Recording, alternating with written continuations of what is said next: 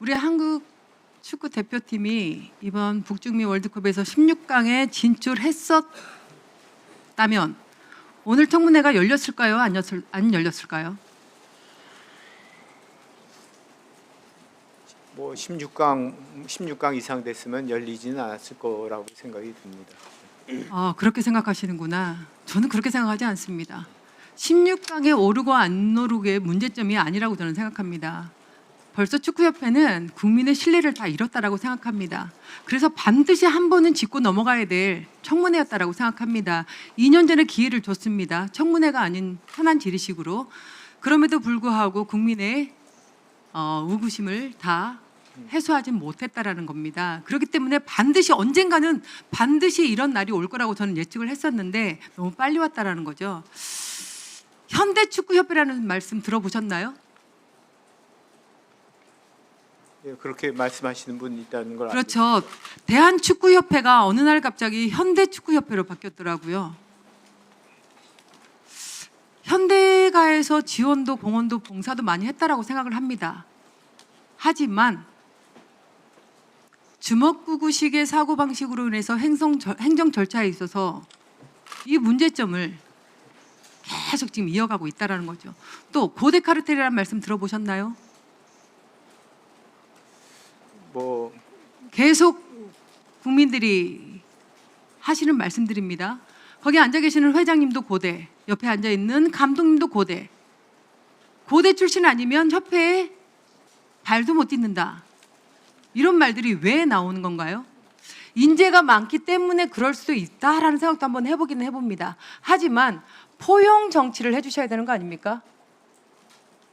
그럼 제가 그 임명한 대표팀 감독 중에서 25명을 그 남자 대표팀을 했는데 고대 출신 한 명밖에 없고요.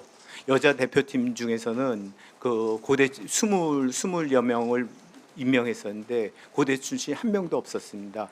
이런 말이 계속해서 국민들 입에서 축구계에서 나오는 것은 내부에 잘못이 조금이라도 저는 있다라고 생각을 합니다.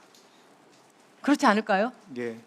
이게 한두 번 나오는 얘기라면 저도 그럴 수도 있겠지. 어느 종목 단체든 이런 얘기들은 반드시 있으니까요. 하지만 지속적으로 십몇 년 동안 이어지는 이 발언에 있어서 한 번 정도는 대한축구협회도 고민을 하셔야 되는 거 아닐까요? 예, 그렇게 이미지가 바뀐 거에 대해서 죄송스럽게 생각하고 뭐 이사회 구성이나 인원수에 대해서는 고대 인원이 절대로 많다고 생각되지 않습니다. 이사회 그 구성을 봤을 때 저는 차기 어떤 집행부가 꾸려질지 모르겠지만 현대축구협회라는 말과 고대 카르텔이라는 말은 반드시 삭제돼야 된다고 생각합니다. 장관님, 네, 혁신위원회에서 이 부분도 염두에 두셔야 됩니다. 네 그렇게 하고 있습니다. 네, 오늘의 청문회를 통해서 협회가 국민들의 의혹을 불식시키고 팬들로부터 신뢰를 회복할 수 있는 계기가 되기를 저는 진심으로 바라는 사람 중에 한 사람입니다. 그래서 오늘 청문회가 필요하다고 보고요. 정몽규 증인도 그렇게 생각하시죠? 예, 역대 국가대표 감독을 한번 제가 살펴봤어요. 히딩크 감독 이후로 홍명보 감독까지 국가대표 A팀 감독은 총 18명이었더라고요. 그런데 평균 임기 기간을 봤더니 1.3년입니다. 너무 잦은 대표팀 감독 교체로 인해 누가 피해를 보고 있는 것 같습니까? 뭐 팬들이나 선수들의 연속성에 좀 문제가 될 거라고 생각이 됩니다. 네, 그렇습니다. 보고 있는 국민들도 이해를 하기 어렵고 또한 감독 지도자도 어려울 것 같습니다. 선수들은 더더욱 현장에서 경기를 뛰는 사람으로서 어려울 것 같습니다. 전략 전술, 감독과 선수 간의 호흡이 맞아야 되는데 1.3년이라면 호흡이 맞아 들어가겠습니까? 감독과 선수들의 스타일을 좀 알아주려고 하면 교체입니다. 왜 이런 게 계속해서 이어지는 거죠? 뭐 제가 선임한 감독 중에서는 뭐 슈틸리케 감독도 3년 이상 있었고요. 그리고 또 그 벤투 감독은 4년 이상 오래 한 제가 지금 벤투 감독도 얘기를 하려고 하는데 제가 이 말씀을 드린 이유는 협회 행정 절차가 잘못됐다고 말씀을 드리는 겁니다. 1.3년 가지고 감독과 지도자의 호흡은 맞아 들어갈 수가 없습니다. 그렇게 생각합니다. 특히 우리는 유럽 선수들에 비해서 대한민국 선수들의 피지컬은 월등하지 못합니다. 작습니다. 그러면 훈련량과 지도자와 선수 간의 그 협력 체계로 인해서 훈련 기간을 통해서 하나하나 만들어 나가야 되는 형성이 필요한데 우리는 그렇게 하지를 못하고 있어요. 그래서 제가 그 증인에게 좀 묻고 싶은데 벤투 감독 4년간 국가대표 A팀 감독으로서 최장수 감독이에요. 예. 그렇죠. 네. 그런데 카타르 월드컵에서 16강 진출을 이끌어냈습니다. 네. 그렇다면 왜 재계약을 하지 않았어요?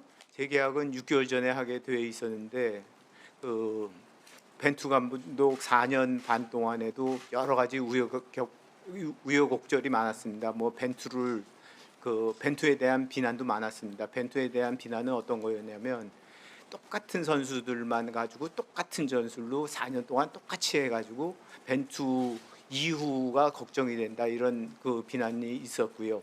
그리고 그 재계약 못한 이유는 벤투가 또 4년 계약을 고집했었습니다. 근데 뭐 여러 가지 이유가 있어서 그래가지고 제가 1년 그 아시안컵까지 그 감독직을 제안했었고요. 그리고 4강 이상 됐을 때 그 월드컵까지 하겠다 이렇게 했는데 그 벤투 감독이 그거를 거절하고 4년 아니면 안 하겠다 이렇게 이야기해가지고 결렬. 제가 말씀을 드리는 것은 그래도 카타르 월드컵에서 16강에 진출을 했고 4년 동안 가장 최장수 감독으로서 선수들과 호흡을 잘 맞췄다라고 생각을 합니다. 네. 그래서 벤투 감독은 4년 연장을 원했지만 제가 알기로는 협회 측에서 8년을 맡긴다는 것은 에 대해서는 부담스럽다라는 이런 말이 나왔어요. 언론에 나왔고 부담스럽습니까? 그 문제가 있으면 그거를 해결해 나갈 수 있는 충분한 시간적 여유가 있었는데 이게 부담을 느끼십니까? 여러 가지 그 벤투 감독에 대한 비난은 똑같은 인원 가지고 똑같은 전술만 가지고 계속 반복을 해가지고 여러 선수들한테 기회 안 준다는 거에 대한 그런 비난이 많았었습니다. 그래서 안 했고요. 그 본인도 4년 계약, 저는 조건부 4년 계약을 제안했었는데 그분이 조건이 붙은 4년 계약은 안 하겠다 이렇게 해서 거절. 네. 다음 질의 시간 활용해 주시기 바랍니다. 예. 네. 네, 아까 미리 말씀드려야 되는데 의원님들한테 한 번 더 상기시켜 드립니다. 김대희 참고인은 오후에 이석을 하기 때문에 아직 질의 시간 오지 않았던 김재원 의원님 오전 질의 때 반드시 해 주셔야 참고인에 대한 질의 1회 이상 하시게 되는 겁니다. 박지영 참고인, 정현우 의원님 이미 질의를 하셨지만 사실은 오전에 가급적 소화를 하셔야 오후 같은 경우는 저희가 본회의가 예정되어 상임위 다시 개의 시간이 불투명한 상황에서 다음 질의 때는 반드시 질의를 하셔야 합니다. 유승민 참고인 오후 4시 이석인데요. 마찬가지로 오후 상황이 본회의 상황이 있습니다. 이정문 의원님, 노정면 의원님 신청하셨습니다. 그 밖에 의원님들이 질의를 못 하신다는 뜻이 아니라 신청하신 의원님들은 반드시 1회 이상 질의를 해 주시기 바랍니다. 다음 배현진 의원님 질의 이어가 주시기 바랍니다.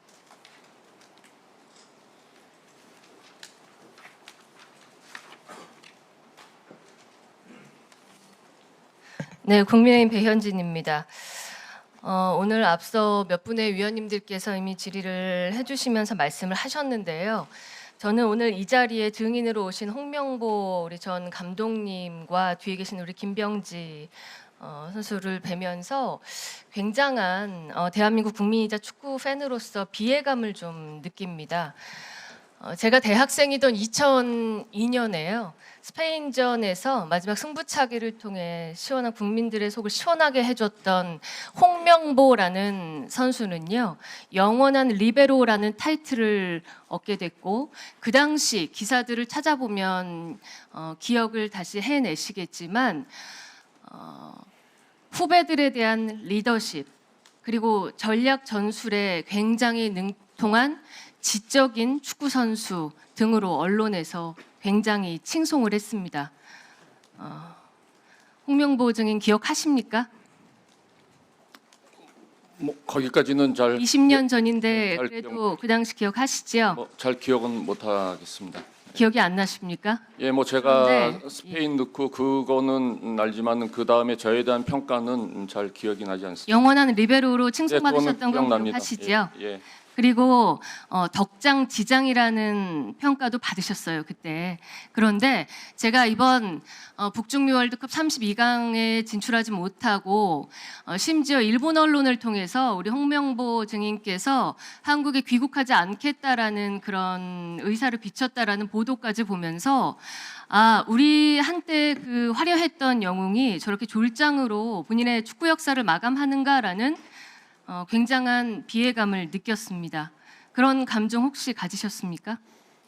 저는 그런 감정을 가지지 않았고요. 물론 제가 한국에 도착 후에 미국으로 출국한 거는 맞습니다. 하지만은 그게 밖에서 지금 아니 제가 드린 질문은요. 의혹은 아닙니다. 한때 대한민국 국민들의 가슴을 가장 뜨겁게 했던 축구 영웅이 지금 국민들을 가장 분통 터뜨리게 하는 원흉으로 우리 축구 졸전의 원흉으로 지금 지목돼서 그 분노가 굉장히 커졌고 지금 이런 청문회 자리까지 와 계신데 거기에 대해서 본인이 심정적으로 아쉬운 마음이 있으시죠? 네, 뭐 그거는 제가 감독이었고 또 감독이란 자리는 모든 결과를 가지고 평가를 받는 자리이기 때문에 이번 월드컵이 결과가 좋지 않았기 때문에 네. 거기에 있었던 모든 결과나 모든 것들은 저의 책임입니다. 알겠습니다. 제가 일단 오늘 질의 시간이 정확히 정해져 있고 또 오후까지 질의가 되기 때문에 먼저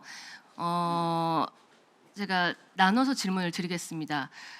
여기 계신 정몽규 우리 전 회장님과 홍명보 전 감독께서는 2024년 국정감사 2년 전에 이 자리에서 제게 분명 사퇴에 대한 스스로 거취를 정리하실 것을 종용받으셨습니다. 기억하시죠? 네. 당시 이유는 이랬습니다. 제가 홍명보 증인께 먼저 드리겠습니다. 클린스만이라는 국민적 공분을 이끌어냈던 감독이 무책임하게 사퇴한 이후에 홍명보 감독이 선임되는 과정에서 국민들이 보시기에 대한민국의 축구협회답지 않은 절차적 무시와 밀실 행정 그리고 거기에 대해서 저희가 질문을 했을 때 본인은 물론이거니와 회장님을 비롯한 그 주요 관계자들이 책임을 회피했던 순간이 있습니다. 감독 선임 과정에 전력강화위원회가 돌아갔어야 함에도 불구하고 이것이 무력화되고 우리 2024년 7월 5일에 이임생 기술총괄 이사가 당시 감독 추천에 대한 아무 권한이 없던 이임생 이사가 빵집에서 밤 11시에 감독님을 면접하듯이 만난 이후에 별도의 면접 과정과 PT도 없이 선임이 됐습니다. 이 점을 아마 국민들께서 혹시 잊으셨을까 봐 대신 다시 상기시켜 드립니다. 자, 감독님. 당시에 축구협회 많은 관계자들과 축구 팬들이 이 문제를 이미 지적했습니다. 우리의 한때 영웅이었던 홍명보가 이 절차적인 모든 이 관리를 무시하고 절차를 무시하고 이른바 특혜 시비에 올랐었는데 그때 모르겠다고 대답하셨죠. 예, 맞습니다. 지금 의원님께서 말씀하신 거 다 기억나고요. 그 당시에 제가 말씀드린 거는 제가 전력강화위원회 위원도 아니었고 아니, 예, 질문을 계속하겠습니다. 당시 모르겠다고 했던 건 기억하시죠? 그런데 본인 축구협회 오래 계셨잖아요. 축협 전무이사도 하시고 축구협회 행정에 대해서 누구보다 훤히 보고 계셨을 텐데 그런 빵집 앞에서 하는 면접으로 감독이 될 수 있다라는 거에 대해서 이거 진짜 이상하다. 내가 후배들 보기에 우리 축구 관계자들 보기에 진짜 나쁘끄럽다 이런 생각 안 하셨습니까?